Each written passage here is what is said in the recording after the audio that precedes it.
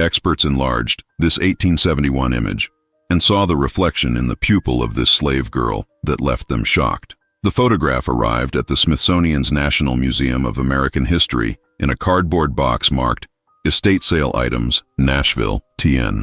Dr. Michael Torres, curator of the museum's post-Civil War collection, had purchased the lot without seeing its contents, a gamble he occasionally took with Southern estate sales. Most boxes contained the usual items: faded letters, military memorabilia, family portraits of little historical significance. But when Michael carefully unwrapped the largest item in this particular box, he knew immediately that he had found something extraordinary.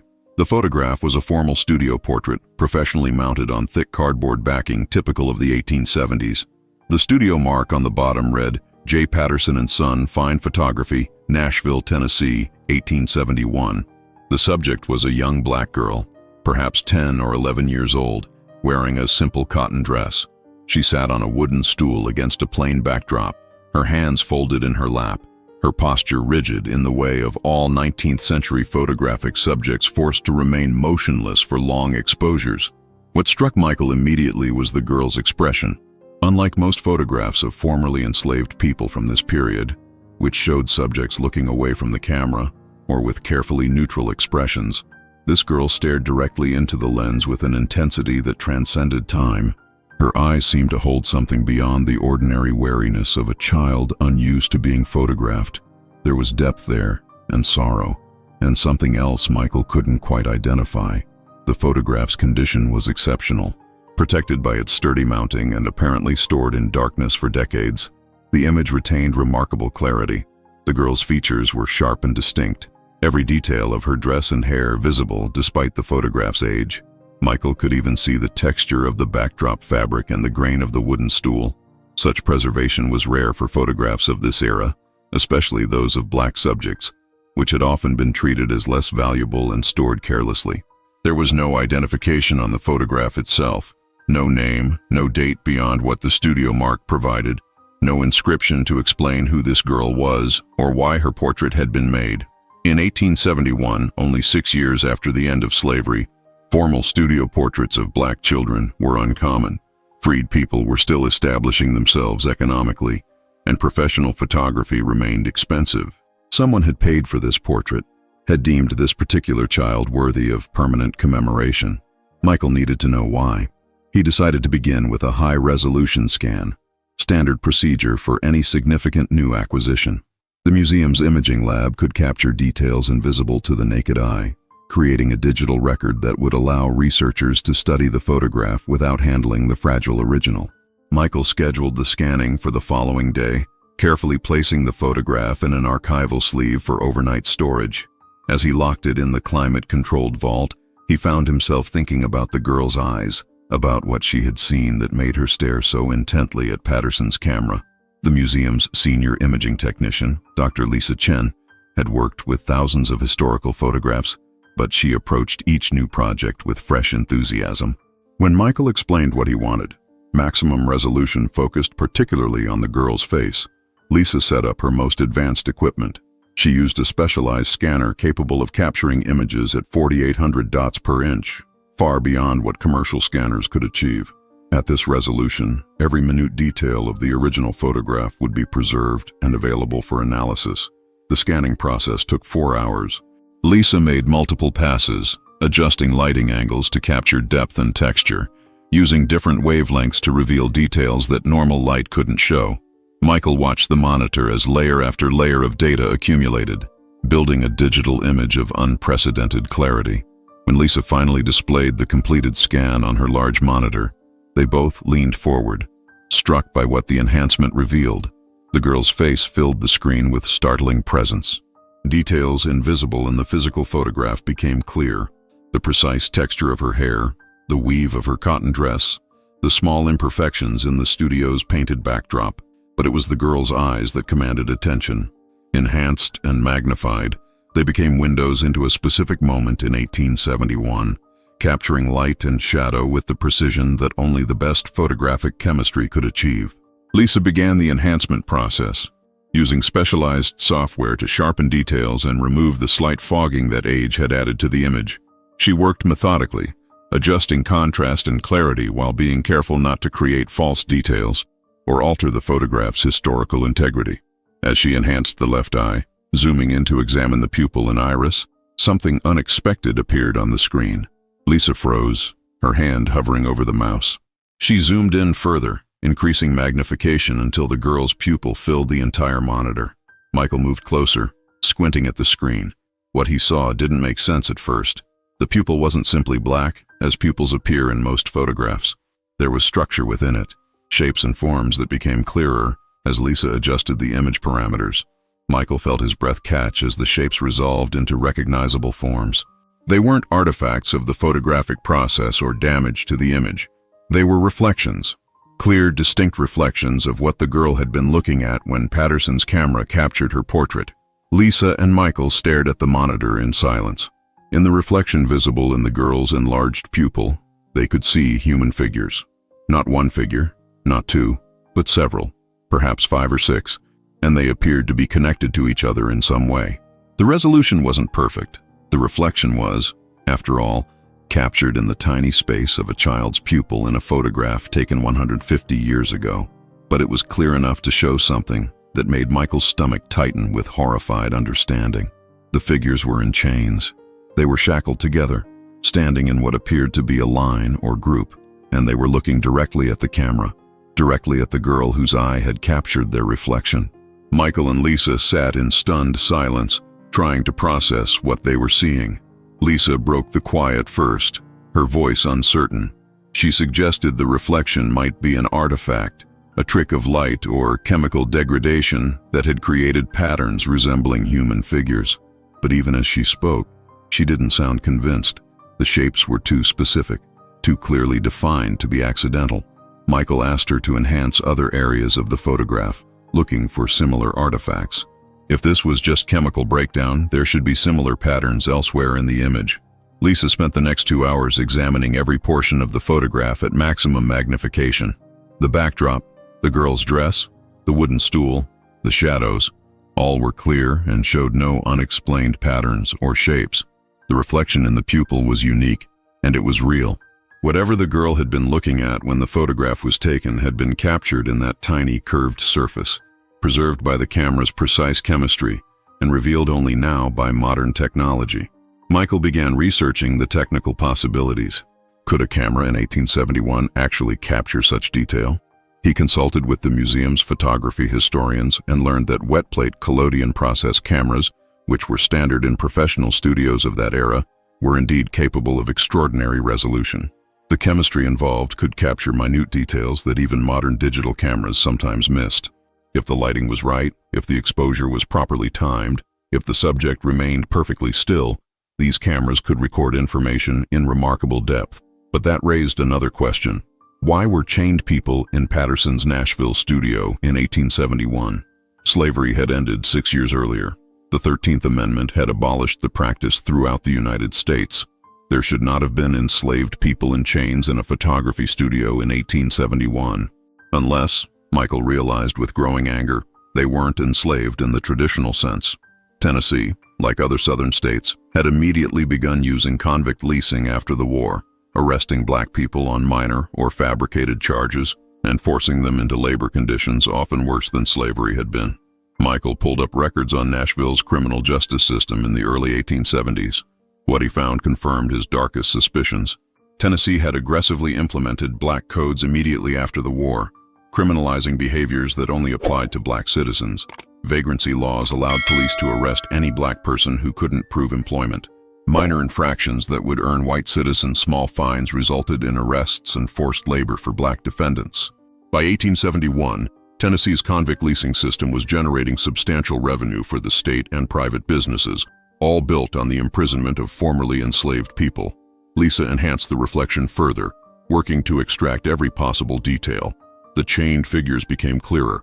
They appeared to be standing, their bodies angled slightly as though lined up for inspection or documentation. Michael could make out at least 5 distinct individuals, possibly 6. They wore rough clothing, the kind issued to convicts. The chains connecting them were visible as dark lines running between the figures. Most devastating of all, one figure appeared to be reaching toward the camera, toward the girl, as though trying to touch her or call to her. By evening, Michael had formed a hypothesis. The girl had been brought to Patterson's studio, possibly by someone who had legal custody of her, an employer, a guardian, or perhaps someone claiming ownership through one of the many legal loopholes that allowed continued exploitation of black children. While sitting for her portrait, she had been looking at something outside the photographer's frame. Behind the camera, or to its side, chained convicts had been visible, perhaps being documented for the state's records or being prepared for transport to a labor site. The girl had been forced to witness their humiliation while sitting for her own portrait, and her eye had captured what the camera's primary focus had missed. Michael needed to understand the context of this photograph, which meant investigating J. Patterson and Son and their Nashville studio. He contacted the Tennessee State Library and Archives, requesting any records related to the photography business. What arrived 2 weeks later was more extensive than he had anticipated. Tax records, business licenses, newspaper advertisements, and most valuable of all, a partial studio ledger covering 1870 to 1872. The ledger documented Patterson's business operations in meticulous detail. Patterson had been a successful photographer, serving both white and black clients in post-war Nashville. The entries showed portrait sittings, family groups, and occasionally larger projects. Michael scanned through the 1871 entries, looking for any reference to the girl's portrait. On July 15, 1871, he found a notation that made his pulse quicken. Portrait colored child, payment by J. Whitmore, county agent, $2.50, J. Whitmore. Michael searched the archives for that name and found him immediately. John Whitmore had been Davidson County's convict leasing administrator from 1869 to 1875. His job had been to arrange the contracts that sent convicted prisoners to work for private companies and to document the convicts in the county's custody. The payment for the girl's portrait had come from the man responsible for administering Tennessee's system of forced labor. Why would a convict leasing administrator pay for a portrait of a black child? Michael found the answer in county records. Tennessee law required documentation of children placed in apprenticeships, a system that allowed white guardians to claim custody of black children, supposedly to teach them trades but in reality to exploit their labor. Whitmore's office had processed these apprenticeship agreements, and photographs were sometimes commissioned to document the children being transferred into white custody. Michael located Whitmore's apprenticeship records for July 1871. On July 12th, 3 days before the portrait was commissioned, Whitmore had processed an apprenticeship agreement for a girl named Sarah, age 10, described as colored orphan, to be placed with a farmer named Robert Carson in Wilson County. The agreement specified that Carson would provide training in domestic and agricultural labor in exchange for Sarah's unpaid work until age 18. This was the legal framework that allowed the continued exploitation of black children after slavery's formal end. The records indicated that apprenticeship proceedings were held in the county courthouse. Michael obtained floor plans and historical photographs of the Nashville courthouse from the 1870s. The building had housed both court proceedings and temporary holding cells for convicts awaiting transport to labor sites. Children being processed for apprenticeships would have waited in the same building, often in the same rooms, as chained convicts. Sarah would have been there, waiting for her apprenticeship to be finalized, forced to witness the adults being processed through the convict leasing system. But the timeline troubled Michael. If Sarah's apprenticeship was processed on July 12th and the portrait commissioned on July 15th, why had there been a 3-day gap? Michael found the answer in newspaper archives. On July 13, 1871, the Nashville Daily Press had published a brief article about a disturbance at the courthouse. A group of chained convicts awaiting transport had caused what the paper called an incident, when one prisoner had attempted to reach a child who was crying. Guards had restored order, the article reported, and the convicts had been removed from the building. The paper didn't identify the child or the prisoner who had reached for her. With a name and date, Michael could trace Sarah's path through the historical record. He started with Robert Carson, the farmer who had taken custody of her through the apprenticeship agreement. Census records showed Carson operating a farm in Wilson County with his wife and 3 children. The 1880 census listed a Sarah, age 19, described as servant in the Carson household. She had survived her apprenticeship, at least, though what kind of life she had endured Michael could only imagine. After 1880, Sarah disappeared from the Carson household. Michael searched marriage records, death certificates, and city directories, looking for any trace. He found her in the 1900 census, living in Nashville under the name Sarah Coleman, age 39, working as a laundress. She was married to a man named Thomas Coleman, a carpenter, and they had 2 children. Sarah had built a life for herself after escaping or completing her forced apprenticeship, joining the thousands of formerly enslaved people who had migrated to southern cities seeking opportunity and community. Michael found Sarah's death certificate from 1923, listing her age as 62 and her cause of death as pneumonia. She was buried in Nashville's Greenwood Cemetery in a section designated for Black residents. The certificate listed her parents as unknown, the standard notation for people who had been enslaved or orphaned during the chaos of the war and its aftermath. Sarah had lived 52 years after that photograph was taken, had married and raised children, had worked and built a life despite the exploitation she had endured as a child. But her parents' names had been lost, her childhood erased, her early history reduced to unknown.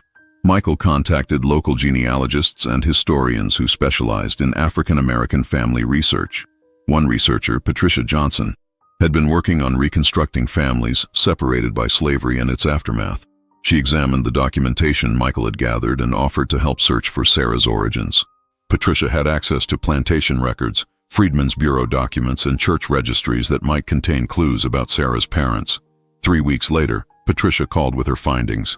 She had traced Sarah's likely origins to a plantation in Maury County, Tennessee, where records showed a woman named Ruth and her daughter Sarah, ages 28 and 8 respectively, listed among enslaved workers in 1864. After the war, Ruth had died of cholera in 1866, leaving Sarah orphaned at age 9. The Freedmen's Bureau had recorded Sarah's placement in a Nashville orphanage in 1867, one of many institutions established to care for children whose parents had died during or immediately after the war. The orphanage records provided more details about Sarah's circumstances. She had been bound out to Robert Carson in 1871 under Tennessee's apprenticeship law, which gave county officials authority to place orphaned black children with white guardians without parental consent or court oversight. The practice had been widely criticized by abolitionists and Freedmen's Bureau agents as slavery by another name, but it had continued throughout the 1870s, placing thousands of black children in situations of exploitative labor. Patricia found one more document that brought Sarah's story into sharper focus. In the orphanage's intake records from 1867, the superintendent had noted that Sarah had arrived with a burn scar on her left shoulder, consistent with branding. Sarah had been branded as property before the age of 8. She had been orphaned, institutionalized, and then legally transferred to another white owner under a system that claimed to be preparing her for freedom, while actually extending her bondage. And in 1871, at age 10, she had sat for a portrait while being forced to witness other black people in chains. Her own trauma reflected back at her in the courthouse where her exploitation had been legally sanctioned. While tracing Sarah's story, Michael had been simultaneously investigating the chained figures reflected in her pupil. Lisa had continued enhancing the reflection, using increasingly sophisticated techniques to extract every possible detail. The reflection covered an area less than 2 millimeters in diameter in the original photograph, but modern image analysis could magnify and clarify even such minute details. Lisa created a high-resolution composite image showing the clearest possible view of what Sarah had been looking at. The enhanced reflection showed 5 men, definitely in chains, standing in what appeared to be a line formation. Their clothing was rough and uniform, consistent with prison-issued garments. The chains were clearly visible, running between them in the configuration typical of chain gangs. One man, slightly taller than the others, stood at the front of the line. Behind him, the other 4 were arranged in descending height order, suggesting they had been organized for documentation or inspection. Michael returned to Davidson County's convict records for July 1871. The county maintained detailed ledgers of prisoners in custody, including physical descriptions, charges, and sentences. On July 13, 1871, the day of the incident mentioned in the newspaper, county records showed that 5 male prisoners had been transferred from the courthouse holding cells to a railroad construction company. The transfer documentation listed their names: Jacob Harris, age 32, Samuel Brooks, age 28, William Foster, age 25, Henry Watson, age 24, and Daniel Lee, age 21. The charges were typical of black code arrests: vagrancy, disorderly conduct, and in one case, insulting language to a white person. The sentences ranged from 6 months to 2 years of hard labor, which meant convict leasing to private companies. These 5 men had been arrested for minor offenses or on fabricated charges and were being sent to build railroad lines under brutal conditions that killed significant percentages of convict laborers. They had been in the courthouse on July 13th, waiting for transport, when Sarah had also been there for her apprenticeship processing. Michael found one more crucial document, a guard's incident report from July 13th. The report described what the newspaper had called a disturbance. According to the guard, one of the prisoners, identified as Samuel Brooks, had broken from the line when he saw a child crying in the courthouse corridor. Brooks had attempted to reach the child, calling her by name, before guards restrained him. The report noted that Brooks claimed the child was his daughter, but the guard had dismissed this as typical Negro lies to avoid transportation. Michael sat back, the implications crashing over him. Samuel Brooks had been Sarah's father. The 28-year-old man arrested for vagrancy had been Ruth's husband, Sarah's father, separated from his family by the criminal justice system. He had seen his daughter in the courthouse, had tried to reach her, and had been chained and removed while Sarah watched. That moment, that desperate attempt of a father to comfort his crying child, had occurred just as Sarah sat for her portrait in Patterson's nearby studio. The reflection in her pupil had captured the last time she had seen her father. Michael traced Samuel Brooks through the prison records. Brooks had been sent to work on the Nashville and Northwestern Railroad, where convict laborers cleared land, laid track, and built bridges under armed guard. The mortality rate for convict laborers on railroad construction was staggering. More than 20% died from accidents, disease, and brutal working conditions. Samuel Brooks appeared on the railroad company's payroll records through October 1871, and then his name disappeared. No death certificate, no release documentation, just an absence where his name had been.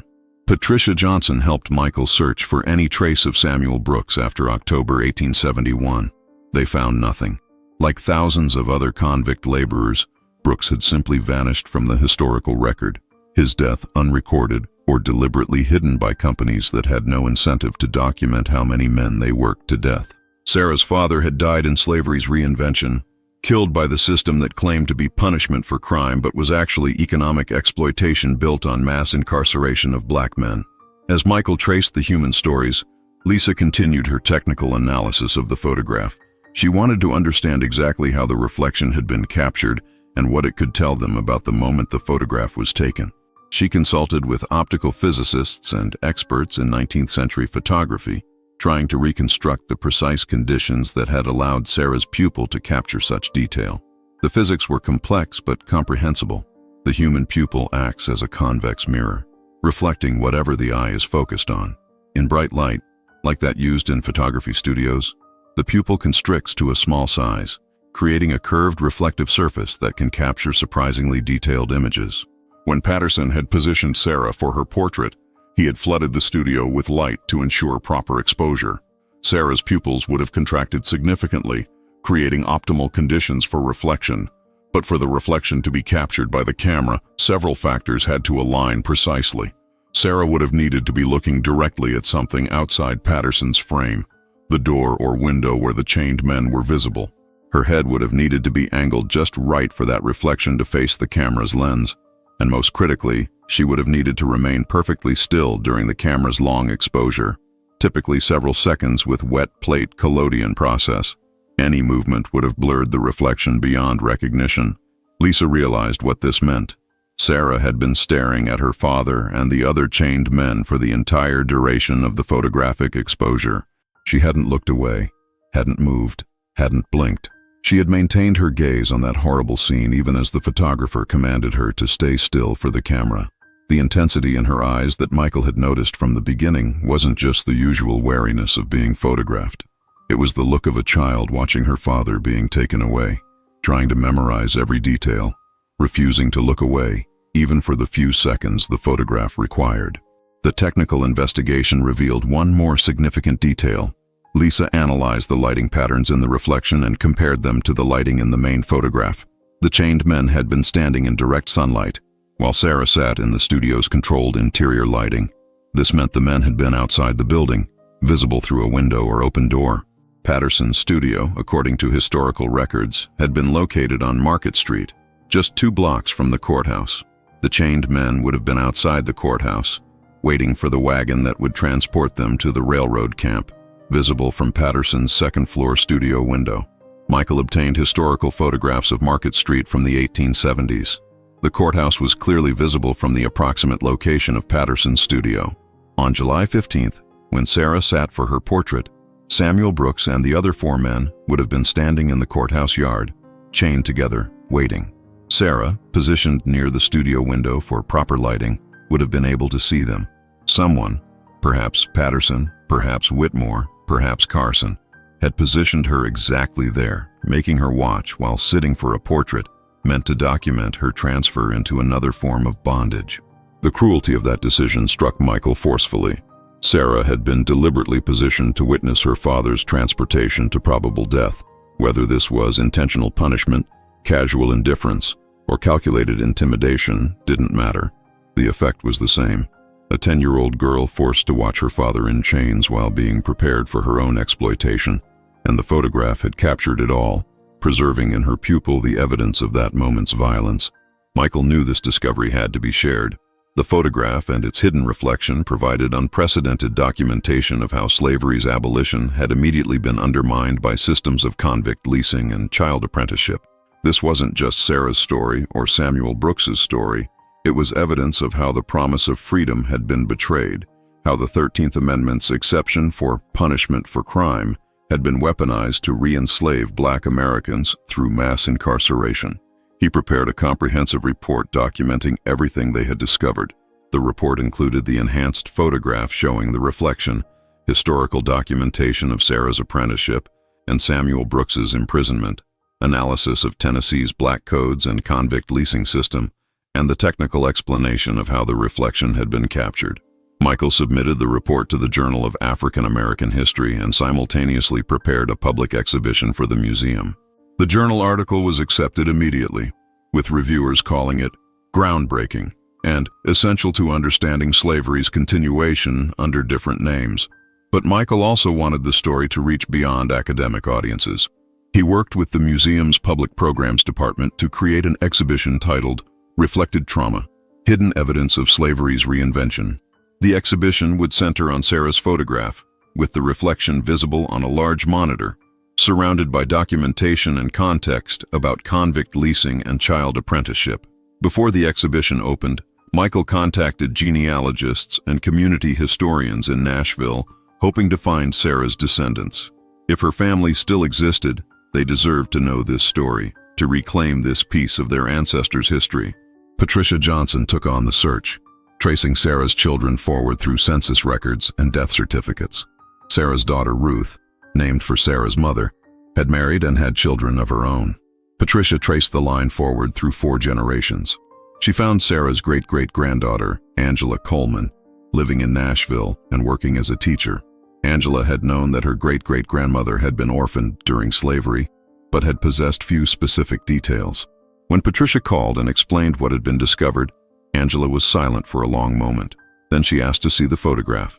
Patricia arranged for Michael to meet Angela at the museum before the exhibition opened to the public. Angela stood before the enhanced image of her great-great-grandmother, tears streaming down her face as Michael explained what the photograph showed. She looked at Sarah's face, at the intensity in those young eyes, and then at the monitor showing the reflection, her great-great-great-grandfather in chains, reaching toward his daughter. Angela spoke about how her family had always known their ancestors had suffered but had never had proof, never had names, never had specifics. Now here was evidence, captured in the most intimate way possible, in the pupil of a child's eye. Angela agreed to participate in the exhibition, sharing her family's oral history and helping to contextualize Sarah's story. She brought photographs of Sarah from later in her life, a wedding portrait from 1885 showing Sarah as a young woman, a family photograph from 1910 showing Sarah with her grandchildren. These images showed Sarah's survival, her resilience, the life she had built, despite everything that had been done to her. The exhibition would tell not just a story of trauma, but also of survival and resistance. Reflected Trauma opened 6 months after Michael's initial discovery. The response was immediate and overwhelming. The exhibition drew thousands of visitors in its first week, with people waiting in line for hours to see Sarah's photograph and the reflection in her pupil. Media coverage spread the story nationally and internationally, with articles appearing in major newspapers and features on television news programs. The photograph became iconic almost immediately, reproduced and shared widely as visual evidence of slavery's continuation after abolition. The exhibition's layout guided visitors through Sarah's story chronologically.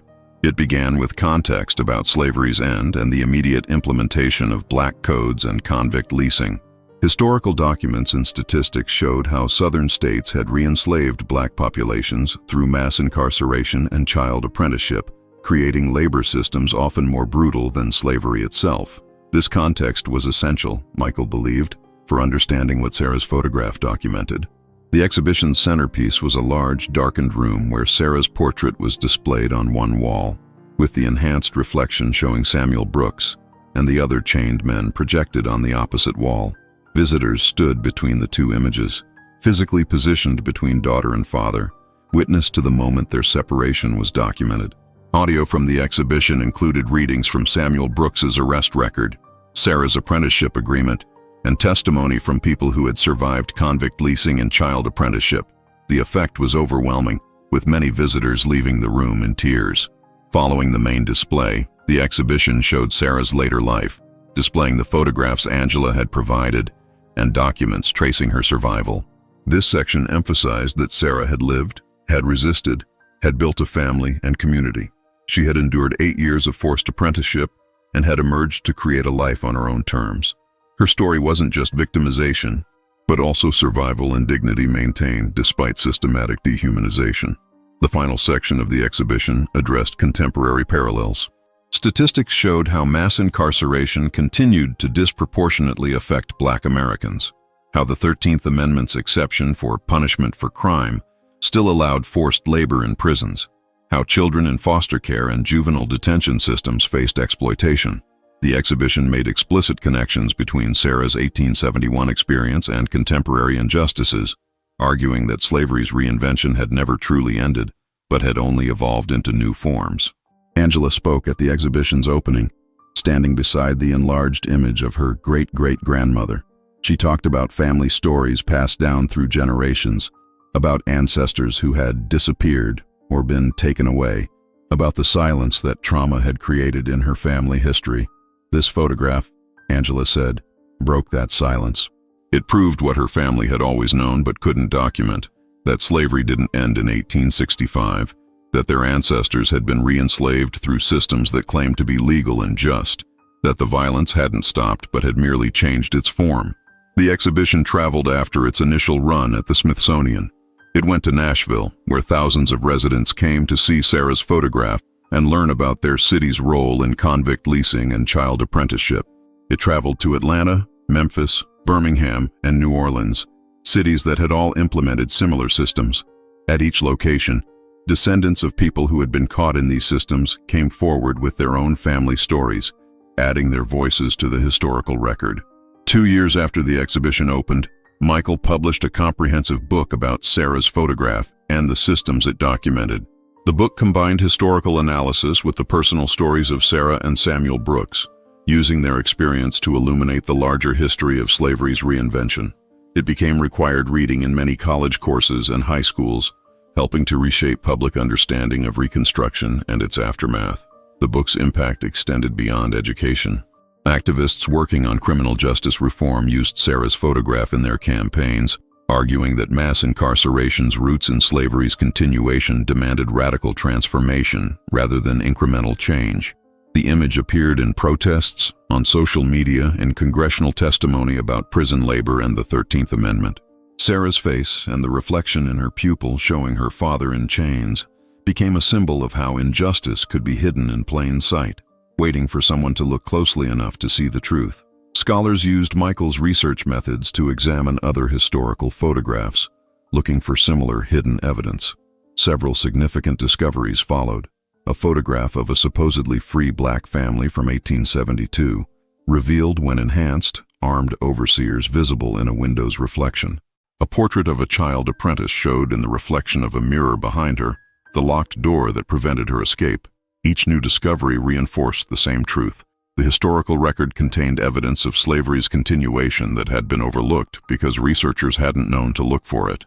The technical achievement of capturing the reflection in Sarah's pupil inspired new preservation and analysis protocols for historical photographs. Museums and archives began systematically creating high-resolution scans of photographs depicting African Americans from the Reconstruction era, looking for evidence that might be hidden in reflections, shadows, or barely visible details.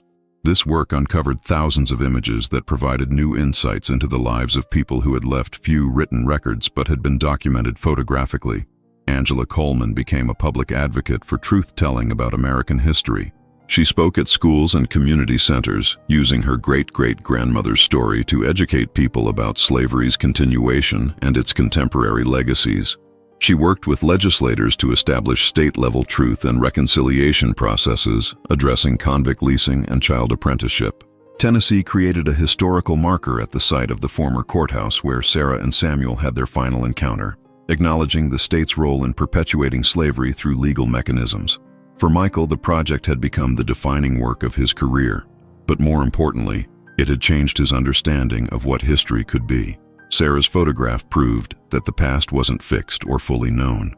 Hidden evidence waited to be discovered, stories waited to be told, and injustices waited to be acknowledged. The photograph also demonstrated how technology could serve historical justice, revealing what had been invisible, giving voice to people who had been silenced, making undeniable what had been denied. The photograph itself was permanently installed in the National Museum of African American History and Culture, positioned in the museum's slavery exhibition with full context and explanation. Visitors stood before it daily, looking into Sarah's eyes and seeing what she had seen: her father in chains, the system's violence made visible through the reflection captured in her pupil. The image that J. Patterson had created in 1871 to document a child's transfer into exploitation had instead documented the crime itself, preserving evidence that would ultimately condemn the system that had commissioned it. Sarah's story ended not with her childhood trauma, but with her survival and legacy. She had lived 52 years after that photograph was taken, had raised children who raised children who raised children, had built a family that continued in Nashville into the 21st century. She had endured, had resisted, had refused to be erased, and now, more than 150 years after Patterson's camera had captured her portrait, Sarah's testimony was finally being heard. The reflection in her pupil had preserved the truth, waiting patiently for technology and commitment to reveal what had always been there, hidden in plain sight, demanding to be seen and acknowledged and remembered. Her eyes still stared out from that 1871 photograph, still bore witness, still refused to look away from the injustice she had been forced to see.